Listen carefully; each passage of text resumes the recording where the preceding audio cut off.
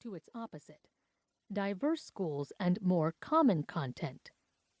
The model of educational pluralism was enjoyed by our own country at an earlier time. It is also still the norm in democratic societies worldwide today. Educational pluralism means that countries as different as Belgium, Indonesia, Israel, France, Sweden, Australia, and most provinces of Canada fund and regulate a wide variety of school types. These systems separate the ethos of the schools, whether Montessori, religious, or secular, from the academic content of the school, which must reflect, at least in part, similar academic content and assessments. What does this have to do with our political tensions today? If implemented with care, a pluralistic approach functions as an escape valve against constant conflict, because by design, it honors families' diverse values. At the same time, it begins to rebuild social cohesion because it insists that everyone play from the same curricular deck of cards. This common content includes, as a matter of course, exposure to a variety of viewpoints and beliefs without indoctrinating students as to their merits.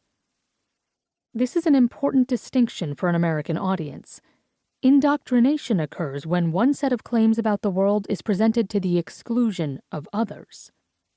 It is easy to associate indoctrination with religious fundamentalist schools in the United States, but indoctrination can also be secular. It can even be tacit. A school that avoids discussing religions and philosophies, for instance, is teaching young people something too, that such questions are unimportant, or that they are too private to be discussed in the public square. Exposure, by contrast, happens when students encounter competing ideas about the world and have a chance to discuss them together. Exposure works against indoctrination by opening up new concepts and experiences for consideration. It also builds students' civic capacities and their participation in what E.D. Hirsch recently called a democratic speech community, comprised of shared references and a common body of knowledge. Educational pluralism at its best includes serious knowledge building and viewpoint diversity at the heart of the classroom experience. At the same time, routine exposure to new ideas occurs in schools with distinctive ethos that honor families' values and that families have selected accordingly. This blunts the charge of external indoctrination while habituating students and their parents to a wide array of information about the world. State-funded schools with distinctive world views and curricula that include wide viewpoint diversity constitute a both and unfamiliar to an American audience. It also asks a lot of teachers and parents, not least that we argue about ideas rather than personalities. What does it look like in practice? One example can be seen in the English government's funding of religious schools since 1834 and secular schools since 1870. While demanding that all students in all schools must learn about diverse religions and philosophies across their K-12 experience. The statutory obligations for religious education, as it is known, have not diminished despite the growing secularism of the English population. Learning what people believe and why is seen as fundamental to exercising democratic citizenship.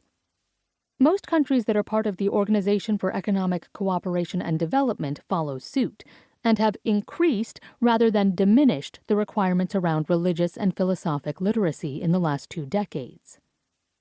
To put it bluntly, a Belgian mother might enroll her children in a secular school, but they still need to understand the tenets and practices of Christianity, Islam, and Judaism, for example. A second example. Creationist schools are among the 36 different kinds of schools funded by the Netherlands Ministry of Education. At the same time, students in these schools must demonstrate understanding of evolutionary theory on national exams. Students in creationist schools cannot be forced to believe that evolution is true, of course, but they have to master what evolutionary theory posits about the natural world. As with religious literacy, this is seen as critical information for adult citizenship. Examples abound.